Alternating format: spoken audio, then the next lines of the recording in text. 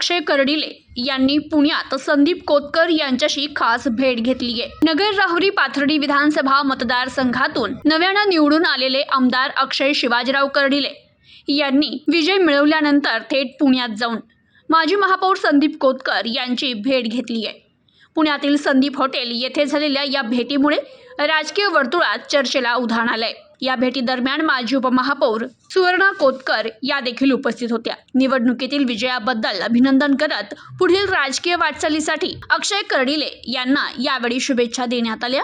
तसेच मतदारसंघाच्या विकास कामांबाबत आणि आगामी राजकीय घडामोडींवर सविस्तर चर्चा झाल्याची माहिती मिळतेय। विधानसभा निवडणुकीत मोठ्या मताधिक्यानं विजय मिळवल्यानंतर आमदार अक्षय कर्डिले यांनी विविध मान्यवरांच्या भेटीगाठी सुरू केल्या असून संदीप कोतकर यांच्या सोबतची ही भेट विशेष चर्चेचा विषय ठरत आहे। या भेटीमुळे आगामी काळात नगर शहर आणि मतदारसंघाच्या विकासासाठी नवे राजकीय समीकरण तयार होण्याची शक्यता व्यक्त केली जाते। Bureau report, news today 24।